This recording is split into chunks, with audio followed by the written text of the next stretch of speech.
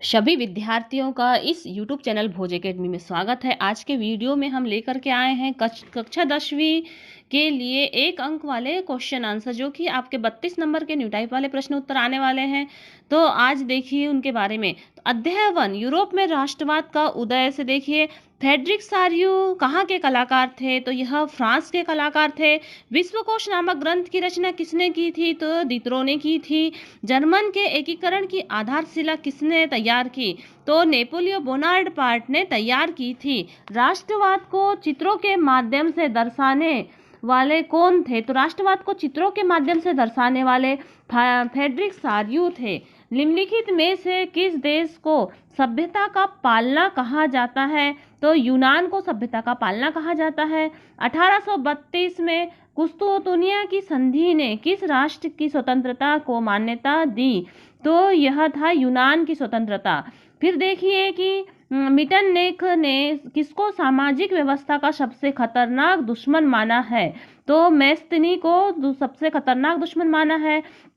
France में किसकी छवि सिक्कों और डाक टिकटों पर अंकित की जाती थी? तो मारियान की छवि जो है वह टिकटों और सिक्कों पर अंकित की जाती थी। आंखों पर पट्टी बांधे हुए तराजू लिए हुए महिला किस बात की प्रतीक है? तो यह न्याय की प्रतीक है। फिर देखते हैं, एकीकृत इतालवी गणराज्य के लिए एक कार्यमुक्त प्रस्तुत करने की कोशिश किसने की थी? तो यह मेस्तिनी ने की थी। फिर देखते हैं कि फ्रांसीसी कलाकार फ्रेडरिक सार्यू ने के चित्रों की श्रृंखला में कितने प्रकार के चित्र थे? तो 4 प्रकार के चित्र थे। राष्ट्रवाद की पहली स्पष्ट अभिव्यक्ति फ्रांसीसी क्रांति में कब हुई? तो यह 1789 में हुई थी। 1804 की नागरिक संहिता, जिसे आमतौर पर किसकी संहिता कहा जाता है? नेपोलियो की संहिता कहा जाता है। गालिसिया में कुलीन वर्ग कौन सी भाषा बोलते थे? तो यह पोलिश भाषा बोलते थे। फिर 1834 में प्रशा की पहल पर एक जालवेराइन स्थापित किया गया था। तो यह क्या था? यह जालवेराइन यह शुल्क संघ था। उसके बाद देखिए, ने किसके नेतृत्व में जर्मन साम्राज्य की घोषणा की?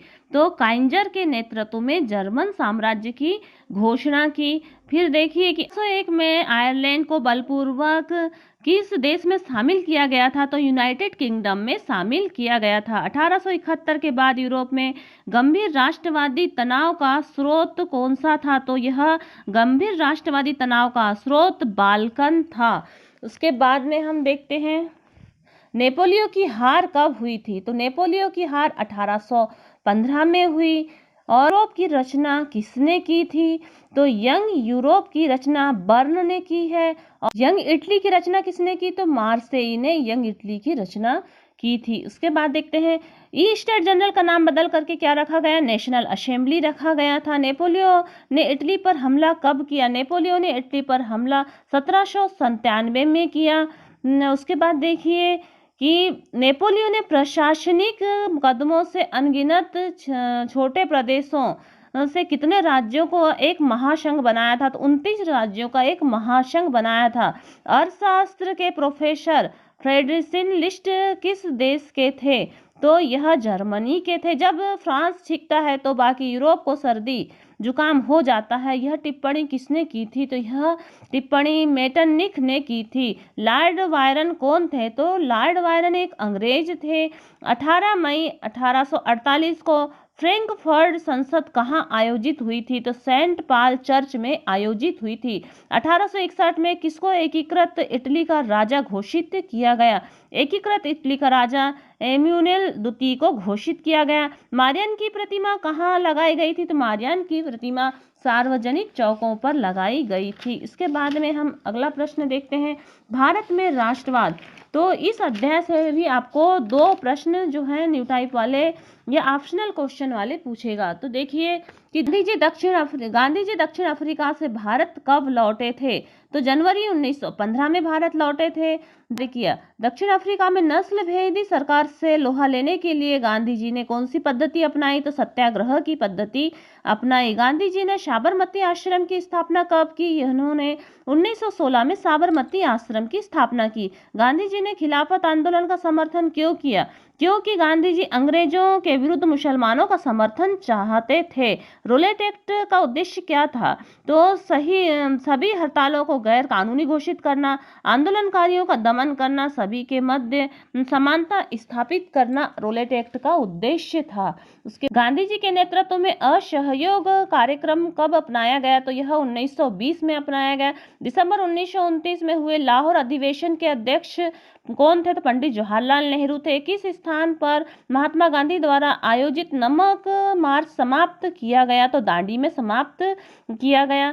फिर वंदे मातरम गीत की रचना किसने की? तो बंकिम चंद्र चटर्जी ने की थी। और गुजरात के बारदोली में किसान आंदोलन का नेतृत्व किसने किया था? सरदार वल्लभ भाई पटेल ने किया था। हिंद स्वराज्य नामक पुस्तक की रचना किसने की? तो महात्मा गांधी ने की। रोलेट अधिनियम कब लागू हुआ था? रोलेट अधिनियम मार्च 1919 में लागू हुआ था। राष्ट्रीय आंदोलन में पूर्ण स्वाधीनता दिवस किस दिन मनाया गया? तो 26 जनवरी 1930 को मनाया गया था। साइमन कमीशन के अध्यक्ष कौन थे? Sir John Simon Simon commission के अध्यक्ष थे। किस क्रांतिकारी ने पंजाब के पूर्व गवर्नर जनरल की गोली मारकर के हत्या की? तो ये उधम सिंह थे। भारतीय राष्ट्रीय कांग्रेस के किस अधिवेशन में असहयोग आंदोलन को स्वीकृति प्रदान की गई? यह नागपुर अधिवेशन में स्वीकृति प्रदान की गई थी। को बताइए जिसके कारण गांधी जी को 1919 में सत्याग्रह शुरू करना पड़ा। तो वह था रोलेट अधिनियम। किस आंदोलन में महिलाओं ने पहली बार बड़ी संख्या में बढ़ चढ़ करके भाग लिया? सविनय अवज्ञा आंदोलन। आनंद मठ उपन्यास किसने लिखा था? आनंद मठ उपन्यास बंकिम चंद्र चट्टोपाध्याय ने लिखा था। और देखते करो या मरो का नारा किस आंदोलन से दिया गया? तो यह भारत छोड़ो आंदोलन से दिया गया था। किसके द्वारा दिया गया था? तो महात्मा गांधी के द्वारा दिया गया था। भारत छोड़ो आंदोलन कब प्रारंभ हुआ? यह 8 अगस्त 1942 को प्रारंभ हुआ था। उसके बाद में हम देखते हैं अगला अध्याय के प्रश्न उत्तर यह है। अब हम देखते हैं अध्याय 3 भूमंडलीकृत विश्व का बनना, जिससे 1 अंक का ही प्रश्न आने वाला है। तो देखिए इसमें कि कार्न लॉ क्या था? तो कार्न लॉ ब्रिटेन सरकार ने बड़े भूस्वामियों के दबाव में सरकार ने मक्का के आयात पर पाबंदी लगा दी और जिन कानूनों के सहारे सरकार ने यह पाबंदी लागू की थी उसे कार्न लॉ कहा जाता है। और सिल्क मार्ग से क्या पता चलता है? तो सिल्क मार्ग नाम से पता चलता है कि इस मार्ग से पश्चिम को भेजे जाने वाले चीनी रेशम का कितना महत्व है, यह सिल्क मार्ग है। उसके बाद देखते हैं विश्व बैंक और IMF ने औपचारिक रूप से काम करना कब शुरू किया? तो यह 1947 में कार्य करना प्रारंभ किया। प्रथम विश्व युद्ध कब लड़ा गया? तो 1914 से 18 के बीच लड़ा गया था। अनुबंधित श्रमिक व्यवस्था को कब समाप्त किया गया? तो यह 1923 में समाप्त किया गया। द्वितीय विश्व युद्ध कब लड़ा गया? तो द्वितीय विश्व युद्ध 1939 से 1945 तक लड़ा गया। 19वीं सदी में यूरोप के लगभग कितने लोग अमेरिका और ऑस्ट्रेलिया में जाकर के बसे थे? 5 करोड़ लोग ऑस्ट्रेलिया में जाके बसे थे। 1950 से 1970 के बीच विश्व व्यापार की विकास दर सालाना कितने प्रतिशत थी? तो यह 8% थी। आर्थिक महामंदी का समय कब था? तो आर्थिक महामंदी का समय 1929 में था। आलू, सोया, मूंगफली, मक्का, टमाटर, मिर्च, शकरकंद जैसे खाद्य पदार्थ लगभग कितने साल पहले हमारे पूर्वजों के पास नहीं थे? तो लगभग 500 साल पहले हमारे पूर्वजों के पास नहीं थे। नूडल्स किस राष्ट्र से पश्चिम में पहुंचे? तो नूडल्स चीन से पश्चिम में पहुंचे थे। 1890 के दशक में रिंडरपेस्ट नामक बीमारी किस देश में फैली थी? तो यह अफ्रीका में फैली थी। अब हम देखते हैं इतिहास का अध्याय 4 औद्योगिकरण का युग। इस अध्याय से भी 1 अंक के 2 प्रश्न आएंगे। तो देखिए इसमें प्रश्न E.T. पाल म्यूजिक कंपनी ने किस सन में संगीत की एक किताब प्रकाशित की? तो यह 1900 में एक किताब उन्होंने प्रकाशित की थी। इंग्लैंड में सबसे पहले किस दशक में कारखाने खुले थे? इंग्लैंड में 1730 के दशक में कारखाने खुले थे। मुंबई की पहली कपड़ा मिल कब चालू हुई? तो 1854 में प्रारंभ हुई थी। भारत में सूती कपड़े का उत्पादन 2 गुना हो गया था। तो कब हुआ था? यह 1900 से 1912 के बीच में हुआ था। फिर इंग्लैंड प्रिंटर्स में 2 जादूगरों की तस्वीर कब प्रकाशित हुई? तो जो 2 जादूगरों की जो तस्वीर है वह 26 जनवरी 2001 में प्रकाशित हुई। और बंगाल में देश का पहला जूट मिल 1855 में शुरू हुआ। जेम्स वाट ने भाप के इंजन में पेटेंट किस वर्ष करवाया? 1871 में करवाया था। 1811 और 12 में सूती माल का हिस्सा कुल निर्यात में कितने प्रतिशत था? तो यह 33% था। कपड़े व्यापारी किससे ऊन खरीदते थे?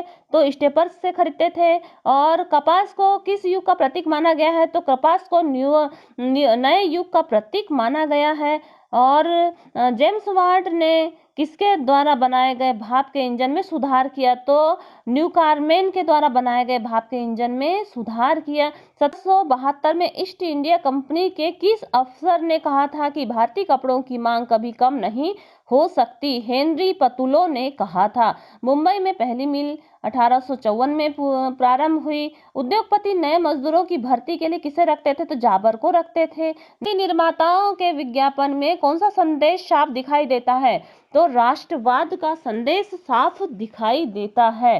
भाई भोसले कौन थे? तो भाई भोसले ट्रेड यूनियन कार्यकर्ता थे।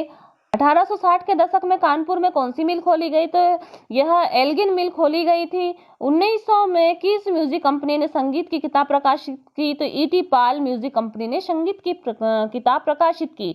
औद्योगिक क्रांति सबसे पहले किस देश में आई? यह इंग्लैंड में आई। और जे.एन. टाटा ने भारत का लौह इस्पात कारखाना कहाँ स्थापित किया? जमशेदपुर में स्थापित किया। 1928 के ग्राफ वाटर के कैलेंडर पर किस भगवान का चित्र अंकित था? बाल कृष्ण का चित्र अंकित था। स्पिनिंग जेनी मशीन का निर्माण किसने किया? तो जेम्स हर्ग्रीव्स ने स्पिनिंग जेनी मशीन का निर्माण किया। जमशेदजी जीजी भोये किसके बेटे थे? तो यह एक पारसी बुनकर के बेटे थे। देखते हैं अध्याय 4 मुद्रण संस्कृति और आधुनिक दुनिया के क्वेश्चन आंसर। तो इसमें से भी आपको सबसे पहली तकनीकी किन 3 राष्ट्रों में आई थी? तो यह चीन, जापान और कोरिया में आई थी। फिर देखिए जापान की सबसे पुरानी डायमंड सूत्र कब प्रकाशित हुई थी? तो सबसे पुरानी पुस्तक डायमंड सूत्र 1868 में प्रकाशित हुई। गीत गोविंद की रचना किसने की थी? तो गीत गोविंद की रचना जयदेव ने की थी। 16वीं सदी में यूरोप के बाजार में कितनी मुद्रित किताबें आई थी? तो 20 करोड़ किताबें आई थी। मुद्रण ईश्वर की दी हुई महानतम देन है, इसका सबसे बड़ा तोहफा है, यह कथन किसका था? तो मार्टिन लूथर का था। पत्रिकाओं का प्रकाशन किस सदी में हुआ? पत्रिकाओं का प्रकाशन 18वीं सदी में हुआ। किस सदी में यूरोप ने जनसाधारण की दिशा में लंबी छलांग लगाई? तो यह 19वीं सदी की बात है। 2 फारसी अखबार आप जाम ए जहानामा और संपुल अखबार प्रकाशित हुआ था। तो यह 1882 में प्रकाशित हुआ था। 1848 में गुटेनबर्ग ने कौन सी किताब छापी थी? तो बाइबिल की किताब छापी थी। मार्टिन लूथर किंग कौन थे? धर्म सुधारक थे। भारत में प्रेस का जनक किसे माना गया है? हिक्की को माना गया है। 1857 में किस बाल पुस्तक छापने के लिए एक प्रेस किस देश में स्थापित की गई? तो यह फ्रांस में स्थापित की गई थी। शक्ति चालित बेलनाकार प्रेस को किसने बनाया था? रिचर्ड एम हो ने बनाया था। और जेम्स ऑक्सटन हिक्की ने कब से बंगाल गजट नामक एक साप्ताहिक पत्रिका का संपादन किया? तो यह 1780 में किया था। तुलसीदास की 16वीं सदी की किताब रामचरितमानस का पहला मुद्रण संस्करण कब और कहां से हुआ था? तो यह 1810 में कलकत्ता से इसका मुद्रण हुआ था। आमार जीवन नामक पुस्तक किसने रची थी? तो रस सुंदरी देवी ने रची थी। उस रामगिरी नामक पुस्तक किसने रची? तो यह ज्योतिबा फूले ने रची थी। वर्नाकुलर फ्रेश एक्ट यह कब हुआ था? तो यह 1878 में हुआ था। फतवा किसे कहा गया है? उलमा इस्लामी कानून या शरिया के विद्वान को उलमा कहते हैं। फतवा किसे कहा गया है? अनिश्चित या असंचय स्थिति में इस्लामी कानून को फतवा कहा जाता है। इसके बाद में आने वाले वीडियो में हम आपको भूगोल के 1 नंबर वाले प्रश्न उत्तरों की जानकारी देंगे। तो लगातार वीडियो को प्राप्त कीजिए और आपने यदि इस चैनल को सब्सक्राइब नहीं किया है तो आप इस चैनल को सब्सक्राइब करें और वीडियो को अधिक से अधिक छात्र छात्राओं तक शेयर करें। धन्यवाद।